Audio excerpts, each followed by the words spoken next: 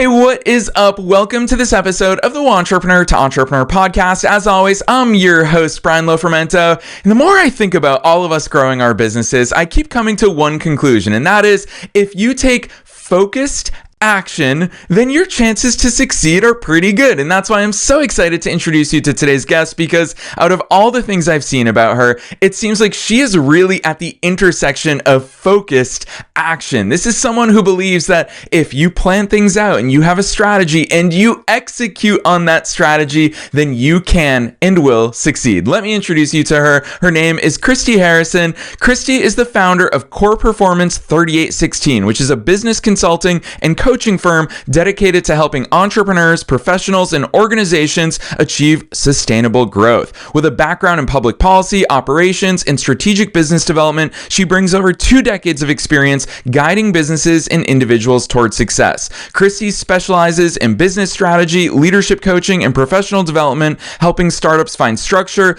businesses streamline operations, and professionals elevate their careers. She's passionate about empowering others through actionable strategies, accountability, and a results-driven approach, and I absolutely love how much her personal motto shows up, not just in her personal life, but also in her business life, because everywhere you look about Christie, you'll find that simple phrase of envision it, believe it, achieve it. And I think that's the perfect introduction into today's session, so I'm not going to say anything else. Let's dive straight into my interview with Christie Harrison.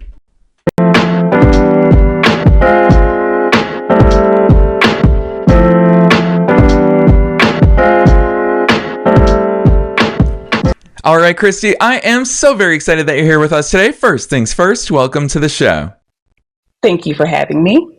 Heck yes. Christie, I will say this is going to be a fun one because it seems like you really understand the importance of that key piece of growing a business or being successful in any endeavor, and that is action. So we're definitely going to talk about action today, but before we get there, talk to us about your action. Who is Christie? How'd you start doing all these cool things? Alrighty, so my life, it started as me being a teen mom, and my line is really from clerk to chief of staff to CEO and founder. But starting as a teen mom, which was the very bottom, and trying to go to college, which I would start and stop and start and stop. I knew very early on what I wanted to do in life and that I needed to have a plan, but I just wasn't motivated. It's like I needed guidance. So instead of looking for guidance, I had to figure out a way to self-motivate, self-guide. So that stuck with me throughout my career. And I would meet people and say, hey, I see that you need help here, or do you want to promote up? Whatever that may be, I was there to help. But with that vision, working in corporate America for over 20 years, I always saw a need for either professional development, be it individual or group, or just organizations with strategy, planning, all those things. So on the tail end of my career in corporate America, I kept saying, I need to start something that will help everybody, individuals, businesses, any and everyone who has a need, from the administrative assistant on up to the CEO, the president of the company, whoever it may be. And that's when I started Core Performance 3816 with the model of the scripture, Isaiah 38:16. And it's basically saying, Lord, you gave me life. So that's something that I want to make sure that I give to others. Wow, Christie, I love that overview, although I will confess to you that the most surprising thing there is hearing you say the words of, I didn't have the motivation. Because Christie, everything that I've seen about you is obviously you're very motivated, but then I think that the answer came out later in that overview, which is you clearly found your motivation in serving others. And I know from off air, obviously, you've got a foundation that's launching here in 2025. You're working on a book. There's so many exciting things coming from you with regards to service. Talk to us about how you arrived there, because we always talk about in business terms about finding your why. It seems to me like you found your why at that critical time in your life, and that really was the springboard for your business, your book, your foundation for so many of the things that you do. Mm-hmm. So my why really started with being in positions where I've always wanted to fix the problem. I was a risk taker and I wanted to fix the problem. I would be the person to stand up in rooms when normally it was a room full of men. I was the only female, and I just had to put my voice out there and say, I know how to fix this. And this is what we need to do to make this happen. So just really finding my strong voice and seeing that so many different industries had the same problem, which was either lack of communication, lack of planning, lack of having a full strategy, lack of understanding their strengths, their weaknesses, their opportunities or threats. I knew that that was something that a lot of people can't do it all. But because I would sleep, eat, and dream business and making a business perfect and professional and successful, that's how I found my niche and what I needed to truly do. Yeah, and hearing you talk about that, Christy, one thing that I really appreciate, I'm 17 years into my entrepreneurial journey, and I've really seen the value of being able to both zoom out and zoom in. We always talk about, the 30,000 foot view and how we as executives and business owners and founders, we have to, of course, have that. But it seems to me like you're really capable of blending that zoomed out view with that zoomed in view of, hey, we actually have to do something about this now. We actually have to take action. Talk to us about that perspective, because I feel like a lot of people want to put us into buckets of, oh, you're a action oriented or a details person versus that big picture thinker. It seems to me from the outside, Christy, like you have both. Yes. So when I come in, for one, I have to understand your big picture. What is it? And then I go all the way to the beginning and we work backwards. How can we get to your big picture? And is your big picture realistic? Let's talk about that. Realistic goals. And is the leadership, are they all in? Do they agree with this? Or do they have questions or concerns that we need to kind of flesh out before we even move to the next step? So a lot of it is finding out what the issue is. And when you work to resolve it, you find little details along the way, which help you better understand how they're even in this situation. Even if they're looking towards the future of what they want to do, well, let's look at what has happened in the past before we try to move to the future to make sure that we don't make any of the same mistakes that were made before. So that's pretty much how I work. And with core performance, I personalize everything. It's not cookie cutter. I walk in and I identify your specific need as either a person for professional development, a small business or a new business for an entrepreneur, or if you're a large organization, it's the same thing. You have to have leadership's buy-in. You have to have the team's buy-in to get to the end goal. So I'm a big picture person, but I love getting into the details and figuring out the strategy. Yeah, especially hearing you use that word, which, Christy, I'll be honest with you, probably 10 years ago, this one word would have bothered me, but now I see the value in it, and that is realistic. You talk about setting realistic goals, and I'll be honest, as a podcaster, I'm fully aware of what happens on other shows and on YouTube videos, and a lot of people, they say, make sure you dream really big, and I'm a big believer of big thinking and big dreaming, and it goes along with what you say, envision it, believe it, achieve it, but at the same time, I hear way too many entrepreneurs say, I want to make $1 million this year. And it's a great goal to have. However, you can't make $1 million until you've made your first $1,000. You can't make your first $1 million until you've made your first $10,000. Talk to us about that, the use of that term realistic, because entrepreneurs, we don't like to think in realistic terms. We like to be big dreamers, but it's so clear to me that you have a really good way of getting people to those goals that actually are achievable so that we can build upon it for those bigger things. So realistic, that word, especially for an entrepreneur and even myself, I walked away from a very good position, a very well-paying position to do what I'm doing now with core performance. And what people have to understand as an entrepreneur, if the passion is not there, you're not going to be able to move forward because there are some very hard days, some very hard nights, and there are very long periods of time when you're making $0. So when I meet people, I start off by saying, do you have a budget? 50% of the people say yes, 50% of the people say no. But realistically, starting a business, you have to at least have an idea of what something will cost. Of course, social media is free until you want to do an ad.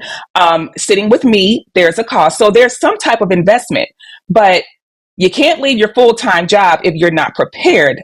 Luckily, I had the support of my husband to be able to leave my full-time job, but I'm still taking risk. And as you said, realistically, the money will come. It'll be great 1 month. And then for 2 months, there's nothing. So I make sure people understand that because I'm living it myself and I don't want to set false expectations for anyone.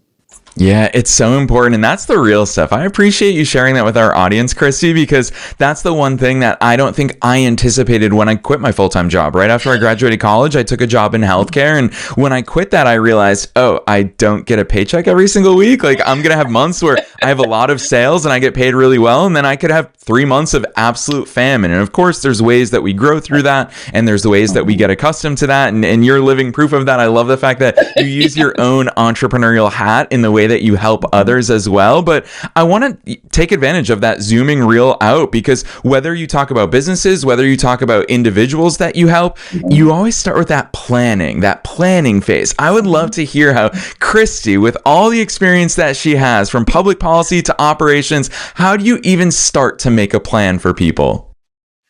So it always starts with a consultation. What are you looking for? And so as people are explaining to me what they're looking for, my mind is already going. So I'm already looking at ways to help them. Okay, so I hear a problem.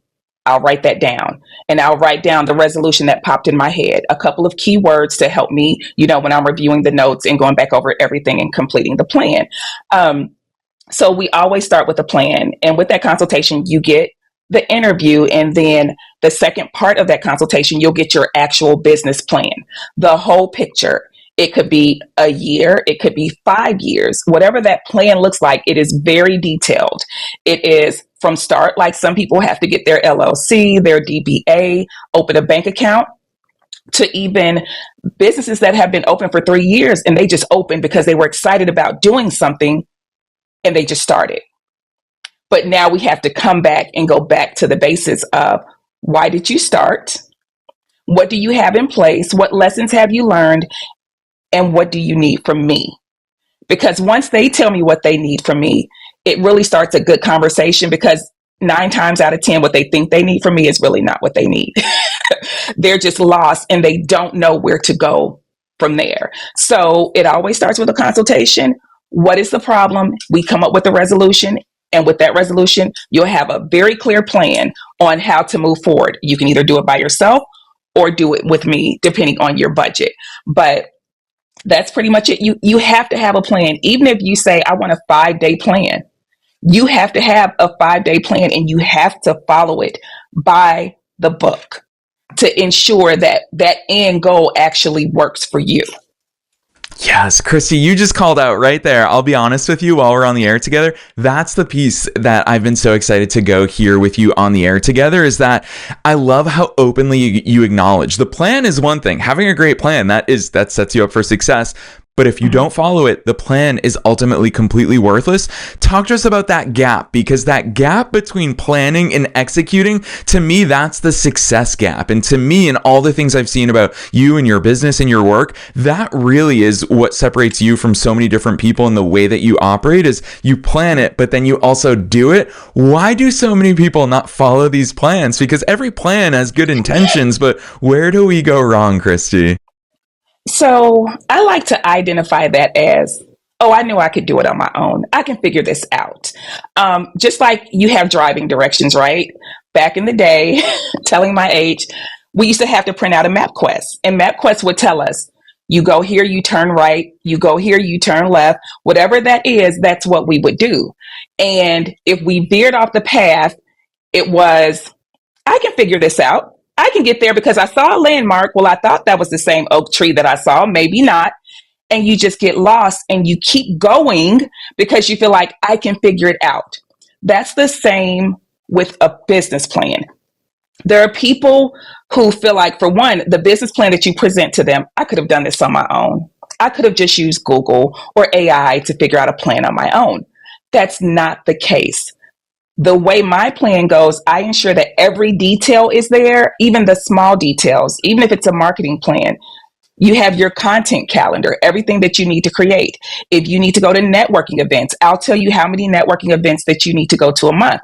If you're a large corporation, there are meetings that you need to have every month to make sure that you're on track with this plan. But a plan basically is just your roadmap. It is your navigation, and people sometimes like to feel like they know how to do it without me. And it's also a budget thing. Some people are like, I just can't afford to hire you to get me through this 120-hour plan. And that is always fair. And I always tell people we can do it in small chunks. So, that number is not as large to you, or you can just call me when you need like an ad hoc service that I have. But stick to the plan. If something is confusing, which is my problem, I just love helping people. Sometimes people just send me a text and I just give them the information like, okay, this is what you do. I probably should charge, but I don't, because I truly have a passion for seeing people grow to the next level, because good always comes back to you. Their success is my success. So it's just hard. There are people who don't want to follow the plan because sometimes people feel like they know it better than you. They just need it in writing. And then you have the people who can't afford the plan. And then you have people who just struggle following a plan in general. Just like, again, back to driving down a road. Your navigation is now telling you out loud to turn right. And you're like, I don't think I need to turn there. If I remember correctly, I think I'm supposed to go straight and make the next exit. No, you're not following navigation. That's it. Yeah, I really love that analogy. It actually is that simple. Of course, here are the turn-by-turn directions. Are you willing to make those turns? I think that's such a simplistic way of looking at it, Christie. I want to ask you this question because it seems to me like it's a personality trait that I deeply resonate that you have, and you clearly are a natural helper. And I even think about the conversations we had off air about the things you do in addition to just core performance is obviously, like I teased a little bit before, you're working on a book, you've got a foundation launching this year, and the natural helper in you working with clients and putting together these plans and helping them see it through to execution. What I think about for a natural helper like you is that age-old quote of, you can lead a horse to water, but you can't make them drink. How frustrating is that? Or how do you manage it? Or how do you overcome that for yourself when you are working with so many clients that, sure, you can help them and you love helping people, and it actually sounds like you'll go above and beyond. You'll help them to the point where it's not even within the scope of your services, but then ultimately they're the ones who have to do it. How do you navigate that internally as the natural helper that you are? It's hard because I am not just a person doing it for a paycheck. I really and truly want to see people succeed. And when people don't follow what you're telling them to do, it's very, very hard. It's sometimes I have to remove myself and I'll meditate and say, Christie, you cannot own their lack. You cannot own them not wanting to really engage and not wanting to follow through. Because if not, I'll be all over the place, because I get excited about new ventures. And if you're bringing something to me, we're going to make this happen because I own it. As a consultant, I own it. Your passion is now my passion. We're going to make this happen. So it is very, very hard and very frustrating when people just don't want to listen. And sometimes I do lose sleep because I'm just up thinking about, that was such a great business idea, and they're just going to let it fail. They're just not going to move forward and make it happen. And of course, we'll look up in 6 months and we see someone else who actually took the risk and started the business and followed a plan. So it's just very hard, especially when this is your true passion. It's too much to bear sometimes. Yeah, no, I feel that, Christie. Honestly, as a natural helper myself, I love helping everybody, even listeners. If I only ever hear from them once, same thing as you, I'll check in on them. I'll go to their Instagram 6 months later, 12 months later, and I'll never forget them. And I'll say, I hope they took action. And gosh, do I love the listeners who take massive action and learn from amazing guests like you and reach out to amazing guests and entrepreneurs like you and make that success happen. But of course, you and I both know that not everybody does. And so I want to talk to you about some of those failure points, because what really stands out to me about the way that you've structured your business is accountability is such a core piece of it. You openly acknowledge that accountability has to happen. And Christie, it's probably that one of the biggest challenges that we face as entrepreneurs is that we don't have a boss. There's nobody else to hold us accountable. We have to hold ourselves accountable. What does accountability look like in your world? How are you helping to hold your clients accountable? So I don't want to say that I'm hard on them, but I am very honest and direct. You came to me with this business idea. Do you want to make it happen or not? And I have told clients, okay, we're at the point where you're paying me for nothing because you are not following this plan. And I understand if we have to pivot and change that plan, that's okay. We do that. But if you do not want to move forward, there's no need in hiring me, because again, your success is my success. And I never want to be attached to a person who truly fails because they've allowed it to fail, because they will not give it 110%. So I give them tools. If you wake up in the middle of the night and it's something on your mind, write it down. If it's an idea for me, I give people open communication. If you have an idea at 4 o'clock in the morning, text me. Obviously, I won't see it until I wake up unless I'm up. But text me your idea and then we can talk about it in the morning. But you don't go back to sleep with it on your mind. You don't forget about it. But it's holding people accountable, is basically drawing that hard line and being honest and saying, this is not going to happen if you don't do what you're supposed to do. If you don't give me 100%, 110%, even 75%. I have even asked people, can we do 50% to make this happen? But if you're not willing to give anything, I can't work with you, because my brand and my passion is way more than just sitting here taking someone's money who's not doing the work to make it happen. Yeah, Christy, I'll tell you what, as someone who's on the other side of this conversation, my interpretation of your answer there is that part of how you help hold others accountable is you're a mom, and probably a really good mom at that, because that's the sort of tough love that great moms can impart on their kids in order to make us for ourselves want to do these things. Because ultimately, we go back to what you talked about with regards to ownership. You can own it, but ultimately your clients need to own their own success, and all you can do, and it sounds like you're really great at it, is inspire them to take ownership of that stuff. So I really love that answer and love the way that you articulate these things. And most importantly, Christy, I'm going to call this out on the air. I love how you inject yourself into the way that you operate, because I think that that's part of your superpowers. And along those lines, I do want to switch gears and talk about you personally as a fellow founder, as a fellow entrepreneur, because I always remind listeners that you're not just a subject matter expert, you're one of us. You own your own business. And so with that in mind, knowing your background, you've had public policy background, you've got operations experience, you've got experience in so many different arenas. How have all of those past professional experiences, and I guess personal too as a mom, how do all those things factor into the way that you think as an entrepreneur? I will say I'm grateful that I have experienced everything that I've experienced in my career, because if not, I would not be able to do the job that I'm doing today and offer the services that I'm offering. And when I say I started as a clerk at a drugstore, just a cashier, selling candy and cigarettes, that long ago. But then moving into more of an administrative assistant position, then promoted to operations specialist, manager, then, chief of staff.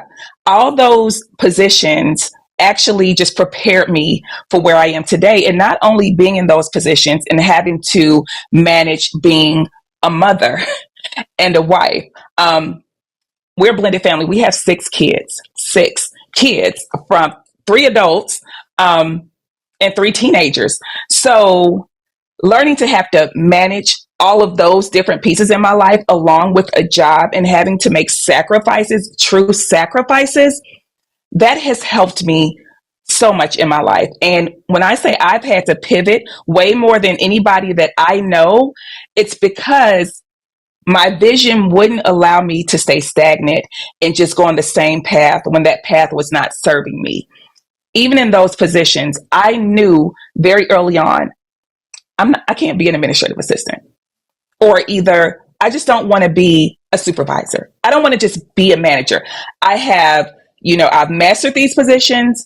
I've mastered everything that comes with it. I'm ready to move on. So without being able to master those positions and making sure that you incorporate your family, personal life into that, I wouldn't be who I am today. So the good, the bad, the ugly, everything that I've gone through, I'm grateful for it.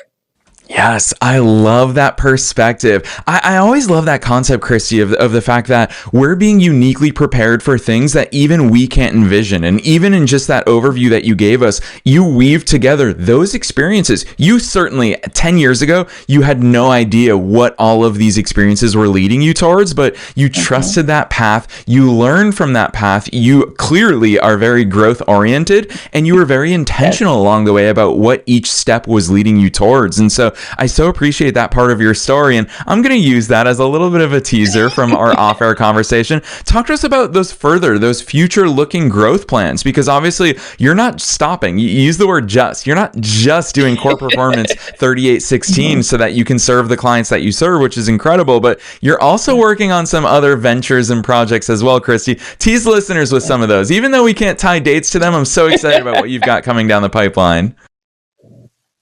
So my book is currently with the publisher. It's a story of my life. It is starting as a teen mom and getting to where I am today, and dealing with grief and new chances, and dealing with leadership that I felt that wasn't serving me. Even having my children and what I went through with each child, and where I was mentally and professionally from when I had my first child to the last child. So my book is really going to tell people this is the story of risk, realness, and the rise of Christie, which I feel like people really need to know, because they look at you and see where you are today and they feel like, oh, she's always had it easy. She's always been in professional positions. No, I started from the very, very bottom with no motivation, no goals, to where I am today. So that's the book, and it'll be launched in 2025, hopefully soon. And next, this is my baby. It is the 3816 initiative. And myself and my husband, we started the foundation because we see a true need for leadership and professional development and training in the underserved community. So as I mentioned before, some people, they have a dream, but they can't quite afford my services. However, there are also people who just need to be upskilled and find ways to move up in corporate America. And even it can start with working on your resume, or, actually going to an interview. Some people don't know how to interview, and it's not really age-based, because if you think about a person who's been in a position for 30 years, back then they probably completed a written application. They may have email and everything, but now they're having to be reintroduced because maybe they retired and they're going back, or they just need to transition from one job to the next. I want to be able to offer that to people at no cost, so that they can move forward and not have to worry about, well, I'm just going to stay stagnant because I don't know what to do, or I can't afford what to do. And this will also include workshops where an entire group can come and we can all network and work together and get to the next stage of our lives. And the next part of the 3816 initiative is mental health. I've dealt with loss. My husband has dealt with loss, and, grief is a process. And we want to be able to ensure that people have all the assistance that they need with their mental health, because a lot of times what we don't think about is your mental health will leave you in a position in your career where you're stuck, you're stagnant, because you don't know how to deal with it. And mainly men, men don't talk about their mental health. And in my book, I'll explain why that's important to me, because of the loss of my children's father. His life ended way too early, and he never spoke about anything that he was dealing with. So it's important to me to ensure that men have access to the mental health that they need, as well as women who may be in positions to where it was an abused relationship, or they were, a stay-at-home mom, and now they're alone trying to figure out how to even enter the workforce because they've always been a stay-at-home mom. So that's really the 3816 initiative. And again, what I do is my true passion, but that passion has led me to figure out a way to give it to people who just can't afford it and don't have the resources or the means to even get to me or find me. So well said, Christy. I think that as entrepreneurs, it's really easy to give the praise of you're doing really great work. But I think what's even more important, and what's certainly true in your case, is that you're doing really meaningful and impactful work. And that's something that I so deeply appreciate about your journey and your mission. And fortunately, the world is very grateful for the fact that it's also your passion. You are one of those people that you get lit up by all of this stuff that you're getting to do. So with all of that in mind, Christy, you've dropped so many nuggets of knowledge on us that I don't know how you're going to answer this last question. And that is, what's your best piece of advice for listeners? Knowing that we're being listened to by both entrepreneurs and entrepreneurs at all different stages of their own growth journeys, what's that one piece of advice that you want to leave them with today? I will say, whatever thoughts are going through your head when it comes to planning your next move in your career or your new business venture, write it down. Write it down, find me, and we can put that plan together first and then put it into action. And if you're unable to access me, there are plenty of other people doing exactly what I do that you can find to help you in your area if you prefer in person or Zoom. But don't try to do it on your own because you will miss steps. There are so many things out there that you don't think about. And I don't want you to start your business and 2 years later come back because you don't have processes in place. You don't have a management structure. You don't have a communication plan. You don't have anything in place. So please take action on your dreams and make it happen. And in your career, never stay quiet in meetings. Let them know that you understand this and you're going to talk about it. Boom. I love that, Christy. That is powerful advice. Hopefully for all of you listeners, that's that catalyst. And what I really love about that advice, Christy, is that it applies to every single person listening, no matter where they are, because we're all on a never-ending growth journey. There's never that point. Yes. I love that you called it out about your own story, that people might look at it and say, oh, Christy's had it easy, or Christy's made it, or Christy's reached this milestone. No, we are always on that never-ever-ending pursuit of growth. So listeners, let that be the catalyst. Start writing those crazy things down and taking action on them and lining them up with that plan. So Christy, it's a natural segue. You kind of teased it there. Where the heck can listeners find you? Drop those links on us. Where should listeners go from here? So my website is www.coreperformance3816.com. My Instagram is at Christie is CP3816. Our Facebook is Core Performance 3816, and our LinkedIn is Core Performance 3816. And make sure you have the colon in there, 3816. And we're everywhere. We are very active. We stay connected. We communicate, and we are here to serve you. Yes, and listeners, you already know the drill. We're making it as easy as possible for you to find all of those links down below in the show notes, no matter where it is that you're tuning into today's episode. Even if you're on the go and you thought to yourself, wait, Christy, what were those links? Don't worry, you can click right on through from the show notes. You don't have to remember any of those links. Definitely check out down below. We're also linking to Christy's personal LinkedIn on top of all those other links as well, so that if you want to personally reach out and continue the conversation with her, you heard that the entire process starts with a consultation. And as someone who's gotten to interact with Christy here today, she's so much fun to interact with and to work with, so don't be shy. Check out those links in the show notes. Otherwise, Christy, on behalf of myself and all the listeners worldwide, thanks so much for coming on the show today. Thank you for having me.